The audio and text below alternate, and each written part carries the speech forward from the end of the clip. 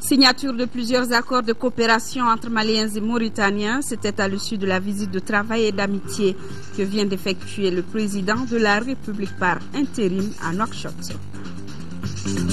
La liberté n'a pas de prix et la population de Gossi dans la région de Tombouctou a bien compris ce adage. Gossi rend hommage aux militaires français, africains et maliens pour la reconquête des zones qui étaient sous occupation. Une fête de liberté qui peut en cacher une autre. Les journalistes, quant à eux, sont préoccupés par la restriction de la liberté de presse. À partir de ce mardi, ils organisent des journées sans presse pour la libération du confrère du Républicain interpellé depuis une semaine par la sécurité d'État. Une pensée solidaire à Boukari Daou, journaliste gardé depuis une semaine par la sécurité d'État. Mesdames, Messieurs, bonsoir et bienvenue à cette édition. Le président de la République par intérim vient de regagner Bamako en provenance de Dakar au Sénégal. Auparavant, il s'était rendu à Nouakchott, en Mauritanie, où il a signé des accords de coopération avec son homologue mauritanien. Il a également visité plusieurs sites, rencontré les Maliens de Mauritanie. Au cours de son séjour mauritanien, donc, le professeur Djonkouda Traoré a eu des tête-à-tête avec son homologue mauritanien. Les échanges ont porté, entre autres, sur l'aspect sécuritaire pour la réussite de ce dernier. On annonce la tenue de concertation entre les états-majors du Mali et de la Mauritanie. Les deux parties ont également signé un communiqué conjoint sur différents accords. Le récit de nos envoyés spéciaux Idrissa Traoré et Sra Bachili. Le président de la République par intérim à la recherche de dialogue permanent avec les Africains pour une solution à la crise du Nord. C'est ce qui l'amène ce 10 mars à Nouakchott, République islamique de la Mauritanie. À l'accueil, le président mauritanien Mohamed Ould Abdelaziz, les membres du gouvernement, les corps constitués et une forte délégation malienne. Après les salutations d'usage direction du palais présidentiel, ici le professeur Djonkouda Traoré et Mohamed Ould Abdelaziz ont eu un tête-à-tête élargi aux autres membres de la délégation. Principale question abordée, la situation sécuritaire au Mali avec en toile de fond le souhait du renforcement des troupes avec l'appui de la Mauritanie.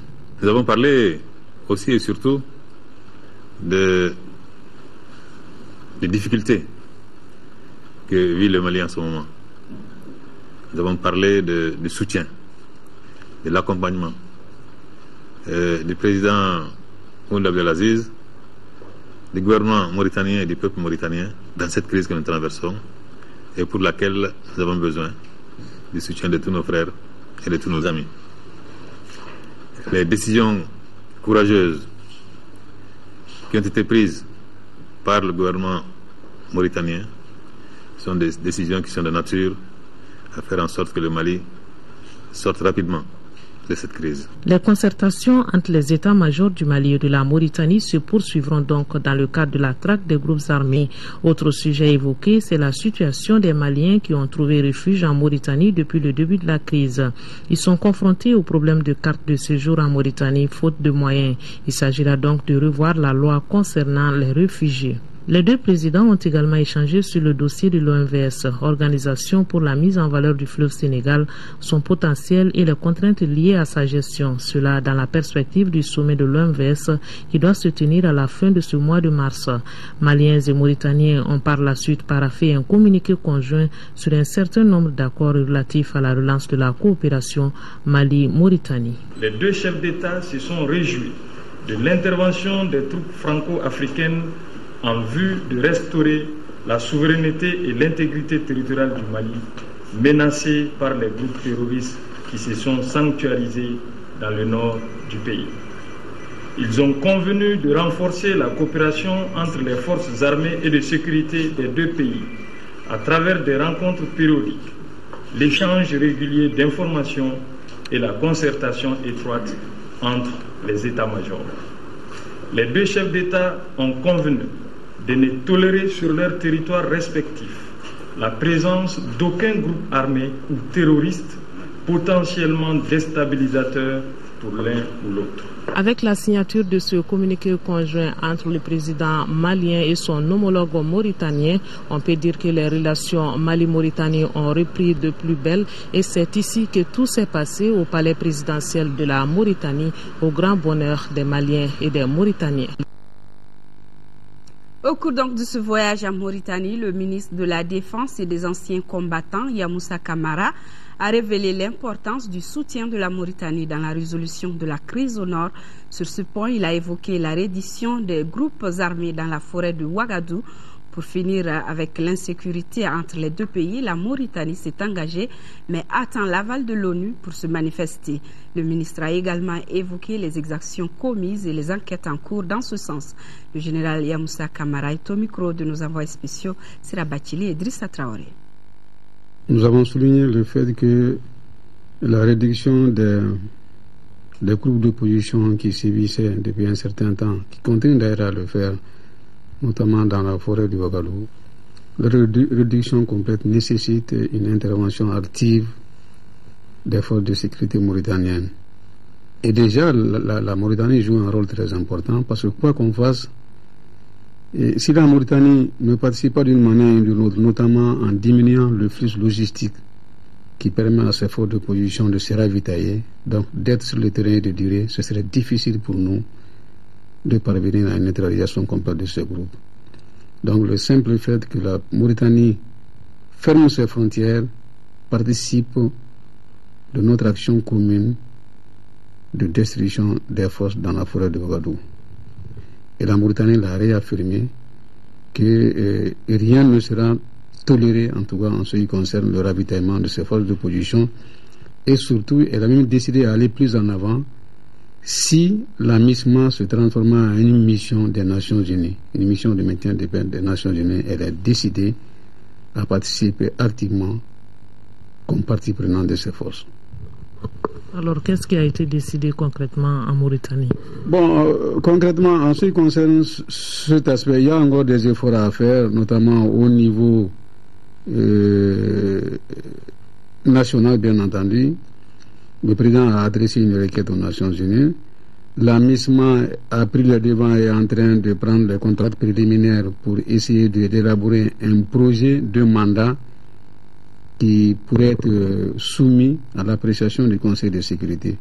C'est après ça seulement que la Mauritanie va décider de se joindre à la mission des Nations Unies si telle est la décision du Conseil de sécurité.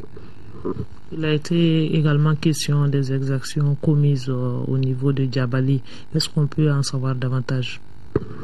Bien, après les événements tragiques qui ont d'ailleurs été accueillis avec beaucoup de stupeur et de compassion par l'ensemble du peuple malien, nos services ont été dépêchés sur le terrain pour recueillir les éléments d'enquête préliminaire. Les résultats n'ont jamais été publiés pour la simple raison que dans le même temps, la Mauritanie a demandé à participer à une commission bipartite qui aurait permis de donner une plus grande lisibilité aux conclusions de cette commission bipartite. Malheureusement, la tournure prise par les opérations sur le terrain n'a pas permis de conduire le processus à son terme. Maintenant, avec le dernier développement, la Mauritanie ayant communiqué les noms de 3 officiers supérieurs pour entrer dans la composition de cette commission bipartite, le garde des Sceaux prendra dans les jours à venir les dispositions urgentes pour mettre en place cette commission bipartite et conduire les opérations d'enquête. Après les entrevues avec les autorités mauritaniennes, le président de la République par intérim a visité 4 sites à Nouakchott. Il s'agit du port autonome, de la station de pompage et de traitement d'eau et de l'ambassade du Mali où il a rencontré nos compatriotes vivant en Mauritanie. Retrouvons nos envoyés spéciaux. Le port autonome de Nouakchott, port de l'Amitié, dispose d'un quai long de 585 mètres et large de 45 mètres, avec une superficie totale de 105 hectares, dont 58 aménagés. Ici, le président de la République par intérim et sa délégation ont eu droit à une présentation détaillée de l'historique, des infrastructures et du trafic assuré par le port de Nouakchott. Inauguré en 1986, le port est en pleine rénovation avec des travaux d'extension démarrés en 2009. 2019. 4 nouveaux postes à quai sont prévus, ce qui va porter à 7 le nombre de quais. Le professeur Dionkouna Traoré a pu apprécier le travail accompli par les entrepôts du Mali à Nouakchott, ces entrepôts qui ont été inaugurés en 2002. Autre lieu visité par la délégation présidentielle, c'est la station de traitement et de pompage d'eau. Ils ont des pompes exor dans le fleuve qui pompent l'eau à travers un tuyau de 1200, n'est-ce pas, le diamètre du tuyau, jusqu'à des châteaux d'eau. On en a compté à peu près une bonne vingtaine. C'est pour assurer à la ville de Nouakchott une autonomie moins de 48 heures en cas de problème. Ça veut dire que la station de pompage vous a donné des idées pour Bamako aussi? Mais bien sûr, évidemment, parce que nous, notre problème aujourd'hui, c'est approvisionner correctement Bamako en eau potable. Ambassade du Mali en Mauritanie, 3e étape de cette série de visites, les Maliens sont venus échanger avec le président de la République par intérim et lui faire part de leurs préoccupations face à la situation qui prévaut au Mali. Pour les Maliens de Mauritanie, il faut de l'assistance aux réfugiés et organiser leur retour. L'unité nationale qui est le souhait de tous passe par la tolérance, le pardon et la justice, parole du président de la République par intérim. Et c'est au centre d'oncologie de Nouakchott que la série de visites du président a pris fin, un centre spécialisé dans le traitement du cancer avec la chimiothérapie et rayons X, une haute technologie constatée par les visiteurs. Après donc la Mauritanie, le président de la République s'est rendu à Dakar. Nous reviendrons sur l'étape sénégalaise dans nos prochaines éditions. Transformation de la MISMA en force de maintien de la paix des Nations Unies. Le ministre de la Défense en parlait il y a quelques secondes. Eh bien, le sujet est au centre des échanges entre une délégation de l'ONU en séjour à Bamako et les autorités maliennes. Les besoins et les priorités dans le cadre de la stabilisation du pays vont également être identifiés par la mission qui a été reçue par le Premier ministre. Je vous propose d'écouter Edmond Mullet, secrétaire général chargé des opérations de maintien de la paix. Il est aussi le chef de la délégation. Il est au micro de Bourama Traoré. Le Conseil de sécurité a demandé au secrétaire général des Nations Unies de préparer un rapport spécial sur le Mali qui doit comprendre les aspects politiques, sécuritaires, de droits de l'homme et la possible transition des forces de la MISMA, de la CEDEAO, vers une mission de maintien de la paix des Nations Unies de casque bleu ou de béret bleu. Alors nous parlons avec nos interlocuteurs maliens sur leurs besoins, leurs priorités, parce que cette mission des Nations Unies doit répondre aux priorités des autorités et du peuple malien. Nous sommes ici pour identifier ces priorités et nous allons travailler en soutien, en appui, pour accompagner le gouvernement de transition vers les élections et vers la stabilisation du pays. Nous devons aussi travailler la main dans la main avec d'autres partenaires, avec la CEDEAO, avec l'Union africaine, avec l'Union européenne qui fera la formation de l'armée malienne. Cette mission de maintien de la paix aussi est de nature temporaire. J'espère pouvoir, avec l'appui de certains pays et certainement des Nations Unies, accroître les capacités de la MISMA le plus vite possible, parce que cette transition vers une mission de maintien de la paix va prendre encore quelque temps. Il n'y a pas de décision du Conseil de sécurité, pas encore, et cela va prendre encore quelques mois. Alors d'ici à ce moment, il faudra accroître, faire plus efficace la MISMA dans l'équipement, le soutien, pour que ces capacités puissent répondre aux besoins de sécurité dans le pays et aider aussi les forces maliennes à avancer vers le nord et étendre la présence de l'État partout dans le pays.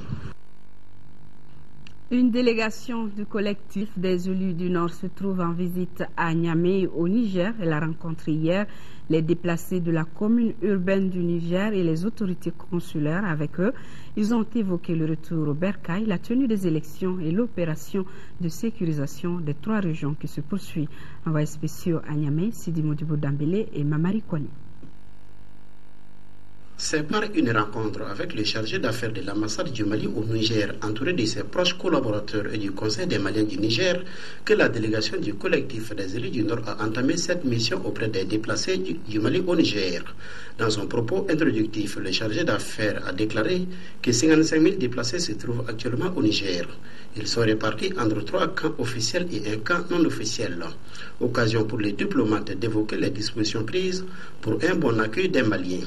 Le chef de la mission du collectif des élus du Nord a pour sa part expliqué l'objet de la mission, à savoir faire l'état des lieux de la situation des déplacés et des réfugiés et apprécier leurs conditions de vie. Ces conditions de vie ont été largement évoquées lors de la rencontre avec les déplacés résidant dans la ville de Niamey. Nous leur avons expliqué la feuille de route, qui est le document référentiel, une loi donc, que le gouvernement a présenté à ses partenaires et aux organisations internationales qui l'accompagnent dans cette épreuve. Et les 3 points importants leur ont été expliqués. Ils y ont adhéré, ils ont beaucoup applaudi. C'est quoi? C'est premièrement la libération totale du territoire. Le deuxième point, c'est aller vite aux élections. Et le troisième, c'est leur retour.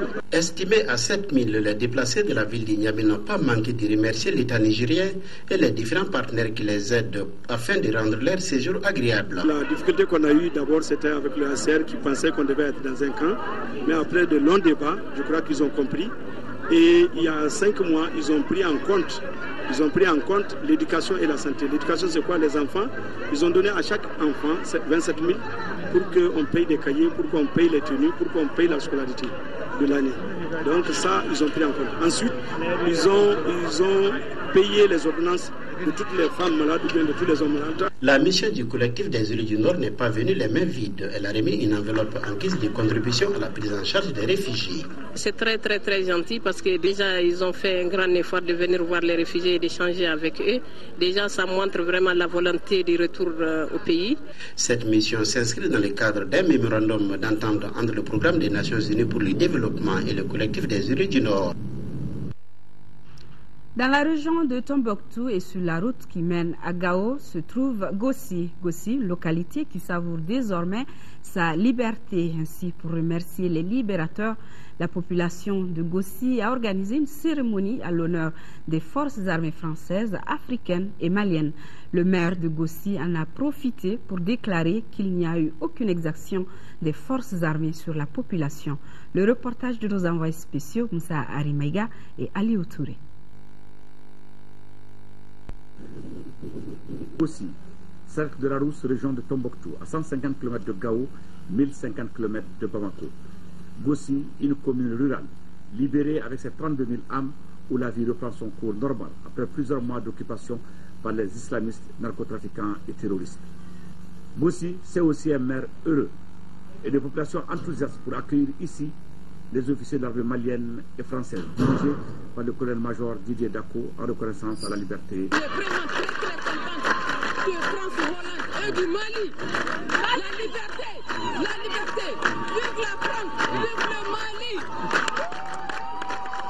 Témoignage de leur infinie gratitude et de leur très profonde reconnaissance, un geste symbolique de 2 millions de francs CFA, remis en main propre au colonel-major Didier Dako par le maire de la ville. Suivi d'un autre geste de 500 000 francs CFA, cette fois en appui aux forces maliennes basées à Gossi, sous la conduite du commandant Élisée Daou. À Gossi, quand on voit un geste de ce genre, c'est un autre signal. Les populations dans les régions sud du Mali n'ont pas eu les mêmes souffrances que les populations de Gossi ont vécu ici pendant le séjour des djihadistes dans le milieu. Et ça nous témoigne vraiment que les populations de Gossi nous accueillent à bras ouverts. Au cours de cette cérémonie, que de témoignages et assurances. Il y a eu des exactions au niveau des populations de Gossi. Je suis le mieux indiqué à informer qui de droit. Il n'y a eu jamais d'exaction à Gossi. C'est vrai que le Gourma, c'est un nid de beaucoup de banditisme dans le Gourma. Ça, nous en sommes très conscients. Et si je dis nous en sommes conscients, c'est non seulement les forces maliennes, les forces de la MISMA qui travaillent à nos côtés, et puis les forces françaises qui aussi travaillent d'arrache-pied pour sécuriser tout le territoire national. Nous sommes là, aux côtés de l'armée malienne, et nous l'aiderons jusqu'à ce qu'on en finisse avec cette menace. Et je voudrais en profiter pour témoigner du courage des Maliens, que je vois travailler tous les jours. J'ai eu l'occasion de faire 3 fois le coup de feu, comme on dit, avec l'armée malienne. Et ce sont de bons soldats, vraiment de bons soldats. Comme on le voit, la civilisation de la ville se poursuit avec l'armée malienne. Sécurité, toujours pour parler cette fois-ci de l'absence des forces armées maliennes, toujours absent à Kidal, un sujet qui préoccupe plus d'un. Pour en savoir davantage, écoutez ici un extrait de l'entretien exclusif que le chef des opérations militaires, le colonel-major Didier Dako, a accordé à nos envoyés spéciaux Moussa Arimega et Ali Outouri. L'explication est toute simple. Vous savez, il y a eu beaucoup de spéculations autour de la présence de l'armée à Ménaka, de la présence de l'armée malienne à Kidal. Mais c'est tout simplement dû au fait que nos capacités logistiques ne nous permettent pas de projeter du personnel à Kidal actuellement. Ce n'est pas la faute à quelqu'un, ce n'est pas l'armée, ce n'est pas les Tchadiens qui ne veulent pas qu'on aille là-bas, ce n'est pas les forces servales qui ne veulent pas qu'on aille là-bas, mais c'est seulement nos capacités qui sont limitées. Et à cet effet, en fait, nous pensons que nous devons sortir de la posture ancienne, la posture dans laquelle nous avons délaissé toutes ces régions. Je parle notamment de mars 2012. La posture dans laquelle nous étions avant a beaucoup favorisé la dégringolade de l'armée malienne. Il ne faudrait plus qu'on soit dans cette posture. Cette posture, mais qu'est-ce qu'elle était? En fait, on était dans des positions où des unités qui n'avaient pas beaucoup de matériel, particulièrement du matériel roulant, pour rester ou pour pouvoir effectuer des mouvements sur le terrain. Les troupes étaient obligées de rester dans leur position et attendre l'ennemi. Donc maintenant, tout ce que nous cherchons, c'est vraiment de la logistique, et logistique en termes de mobilité. Ça, c'est le plus important. Et dès que nous avons cette mobilité, le lendemain, nous sommes à Kidal. Colonel-major, vous dites logistique pour le Malien lambda, ça veut dire quoi? Eh bien, des moyens de la mobilité, on cherche des véhicules pour monter. Nous avons beaucoup de personnel sur Gao. Vous n'avez pas de véhicules? On n'a pas suffisamment de véhicules pour déployer nos troupes sur Kidal. Et si vous avez ça demain, vous êtes à Kidal? Automatiquement. Nous déployons à Kidal. Dès que les moyens seront là? Dès que les moyens sont là, nous déployons sur Kidal. Donc c'est toute la trilogie de l'armée, un chef, une mission, des moyens? Exact. C'est toujours la même trilogie qui continue. On a nos objectifs, nous demandons les moyens nous parviennent, nous exécutons les missions en fonction des objectifs que nous nous fixons. Voilà, vous avez suivi le colonel-major Didier Dako qui était au micro de Moussa Arimega. L'organisation mondiale de la santé OMS vient de remettre aux populations de la région de Tombouctou un important lot de médicaments et de kits sanitaires. La mission nationale de la santé qui a transporté les dons a aussi rencontré le comité régional de crise et le conseil d'administration de l'hôpital de Tombouctou. Yaya Tandina depuis Tombouctou. Des matériels et équipements de la santé, des médicaments d'une quantité importante, c'est ce que l'Organisation mondiale de la santé vient d'apporter aux populations de la région de Tombouctou. Ces appuis sont destinés aux 5 districts sanitaires que compte la région. Cette remise de matériel et de médicaments s'inscrit dans le cadre d'une mission initiée par le département de la santé en partenariat avec l'OMS, l'Organisation mondiale de la santé. Mission qui a d'ailleurs échangé avec le comité de crise et le conseil d'administration de l'hôpital de Tombouctou. Ces échanges ont porté sur l'état actuel des lieux, les besoins en médicaments et le retour du personnel. A signalé la présence dans cette mission d'une douzaine de médecins spécialistes en chirurgie, ophtalmologie et urologie, venus à Tombouctou pour renforcer le personnel soignant déjà sur place. Retour à Bamako, les membres du club de bienfaisance d'épouses d'ambassadeurs unis Beau Club ont rendu visite aux blessés de guerre de l'hôpital du Mali. Voilà donc les membres du club de bienfaisance d'épouses d'ambassadeurs unis, en abrégé Beau Club, qui ont rendu visite aux blessés de guerre à l'hôpital du Mali. Elles en ont profité pour faire également des dons aux blessés.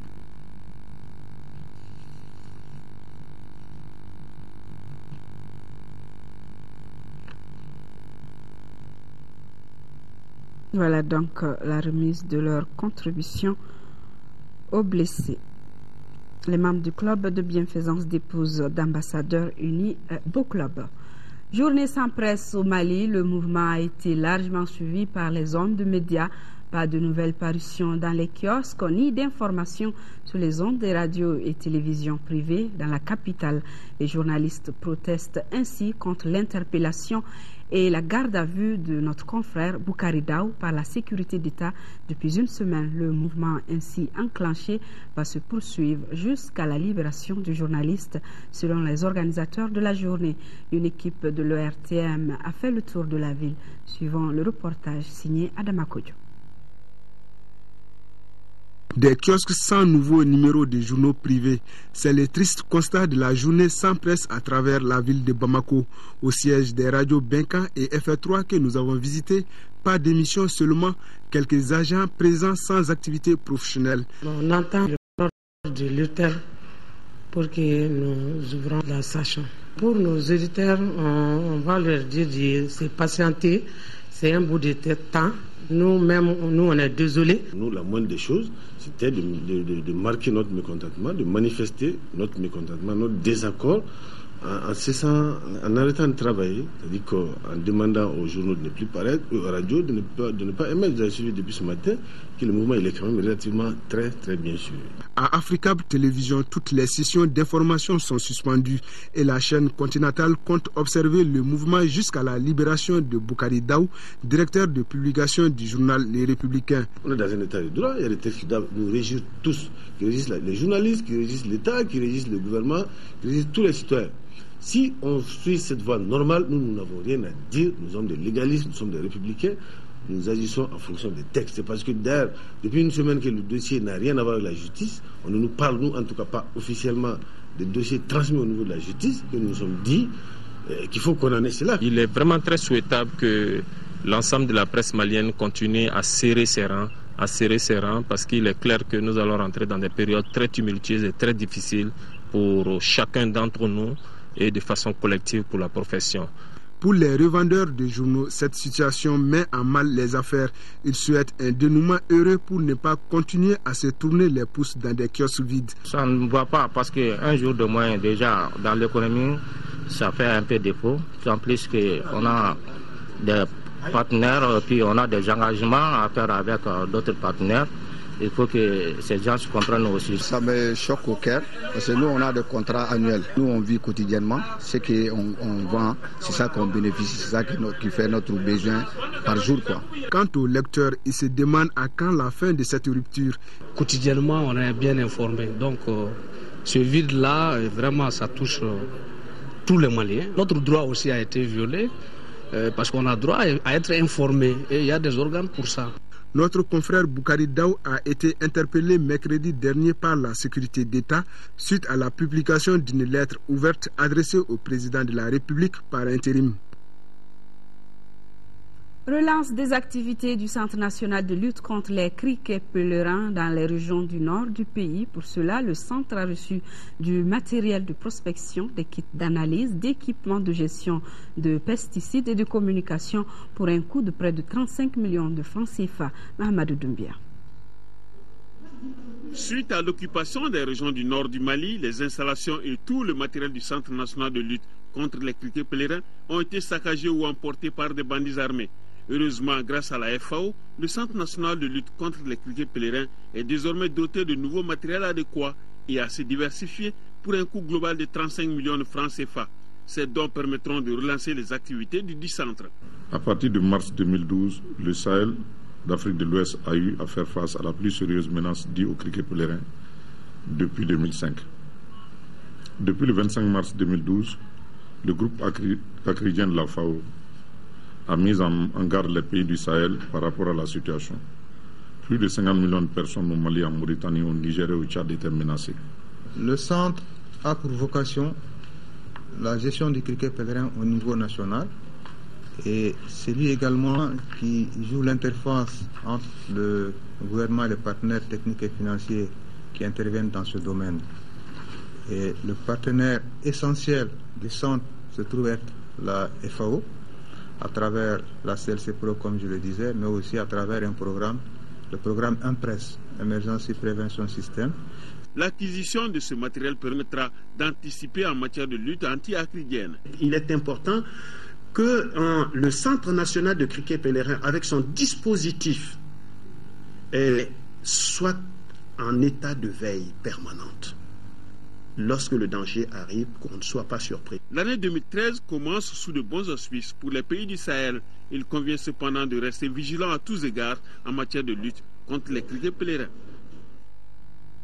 Ce communiqué avant de passer à la page sportive de cette édition sur la base des prix fournisseurs du mois de mars 2013, les prix indicatifs plafond à la pompe des produits pétroliers en vigueur restent inchangés, excepté le prix non subventionné du gaz butane. À titre de rappel, ils sont de supercarburant sans plan 750, pétrole lampant 565, gasoil 665, distillate diesel oil 665, fuel oil 475, jet A1 libre. Il faut noter que le prix subventionné du kilogramme de gaz butane est de 584 francs CFA. Par conséquent, le prix de vente de la bouteille de 2,75 kg est de 1605 francs CFA et celui de la bouteille de 6 kg est de 3500 francs CFA. Quant au prix non subventionné du kilogramme, il est de 1078 francs CFA. Sport football, championnat national Ligue 1. La phase retour a débuté hier au stade Modibo Keïta et la première rencontre a vu la victoire 2-1 de l'AS Real sur Interclub de Kidal. La seconde opposition a été largement dominée par l'ASB face au Niana de Koulikoro, 4-1. Le résumé des deux rencontres avec Diarra Konate. Interclub de Kidal, qui avait perdu 6-1 à l'aller, face à l'AS Real, veut montrer un nouveau visage lors de cette rencontre comptant pour la 16e journée. Les Noirs et Blancs se lancent très tôt à l'assaut offensif, mais sans convaincre. Les joueurs de Kidal, présents physiquement, résistent jusqu'à la 40e minute, suite à une bourde de leur portier, Oumar Nienta. Ali Badrasila place la balle au fond de la cage. Le Real va doubler la mise par le même joueur à la 46e minute. La seconde période sera dominée par les visiteurs. Bakaraba réussit l'unique but de Attar. Les Scorpions de Djigroni l'emportent difficilement 2-1. La seconde rencontre sera difficile pour les joueurs de Niana de Koulikoro, battus 4-1 par l'ASB. Pourtant, la première période n'avait pas été négative pour les visiteurs, avec en tête un excellent gardien de but, Mamadi Aïdara, auteur de nombreux arrêts décisifs. Mamadou Diallo ouvre le score pour l'ASB après 10 minutes de jeu, avant de se faire rejoindre à la 30e minute suite à un but de Mamadou Sissé. La deuxième partie est tout autre pour l'équipe de la capitale du Méguétan. Elle encaisse 3 autres buts. Les buts ont été inscrits au 49e, 74e et 82e minute par respectivement Ousmane Kaba, Mamadou Kouyaté et Daouda Fani. L'ASB est déterminé à sortir de la zone rouge. Cette victoire fera du bien à l'ASB qui rejoint l'Office du Niger Sport avec 16 points et 11e provisoire. Sport toujours, la Confédération africaine de football a tenu le week-end dernier sa 35e assemblée générale.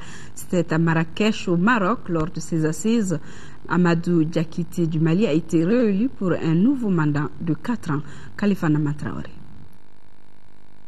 La 35e Assemblée générale de la CAF consacre la continuité au niveau du comité exécutif de l'instance continentale. Sur les 8 postes soumis au vote, 6 ont été reconduits, notamment dans les zones nord, centre-est, ouest A, centre, sud et le siège du président de la CAF. Amadou Diakité, qui avait en face de lui 3 candidats au compte de la zone ouest A, est passé haut la main avec 35 voix des 54 votants, contre 12 au Sénégalais Maître Augustin Senghor et 7 voix pour Hassan Biliti du Libéria. Le représentant mauritanien a lui retiré sa candidature. Élu au comité exécutif de la Confédération africaine de football pour la première fois en 1992, Amadou Diakité s'est réjoui de cette marque de confiance des responsables sportifs du continent et rend hommage au peuple malien et surtout à la Fédération malienne de football pour leur soutien constant. Pour lui, il s'agit maintenant de préserver les acquis et œuvrer à multiplier les compétitions dans la zone A de l'Union des fédérations ouest-africaines de football. Je voudrais remercier tout le football malien pour l'accompagnement et pour avoir déposé ma candidature. Ensuite, les électeurs qui m'ont fait confiance. J'espère que j'aurai la force de continuer à servir et mon pays et l'Afrique. sais que mon pays traverse des moments très difficiles en ce moment, mais moi, ainsi que tout le football, est derrière nos soldats, notre armée, et nous souhaitons, avec l'aide de Dieu, que la paix revienne et que le Mali devienne ce qu'il était. C'est une victoire du football malien, du monde sportif du Mali, de l'ensemble de tous ses amis qui l'ont accompagné ici pour le soutenir. Nous qui sommes à ses côtés, nous sommes très fiers. Ensemble, faisons quelque chose pour notre pays. Ensemble, faisons quelque chose pour le devenir de ce pays. Ensemble, nous vaincrons, Inch'Allah. Issa Hayatou, qui rempile pour un 7e et dernier mandat à la tête de la CAF, a lui résumé les objectifs de l'instance pour les 4 prochaines années. Il s'agit entre autres de la promotion du football féminin, le football comme facteur de promotion de la paix, la lutte contre la violence dans les stades, contre les paris clandestins et le racisme. Une fondation Issa Hayatou a par ailleurs été créée durant les assises de Marrakech, cela afin de venir en aide à d'anciens joueurs africains en situation difficile en leur garantissant une assurance et une couverture médicale complète. Sport, football toujours, avec ce livre coffret sur le parcours des aigles du Mali qui vient de paraître. Cette publication et la contribution des Maliens installés aux États-Unis, mais qui suit de très près les exploits des aigles. Elle retrace leur parcours durant l'édition 2012 de la CAN du Gabon et de Guinée équatoriale. Celle relative à la CAN 2013 d'Afrique du Sud est en fin de chantier selon l'auteur. Tout de suite, ligne de front, l'émission reçoit comme invité Younousi Touré, président de l'Assemblée nationale par intérim, qui répondra aux questions de Abbas Fambouguri Traoré. C'est la fin de cette édition. Prochain rendez-vous demain 10h-13h avec Amadou Sankari. Je vous retrouve, s'il plaît à Dieu, pour les éditions du soir. D'ici là, que la liberté soit avec nous. Bonsoir à tous.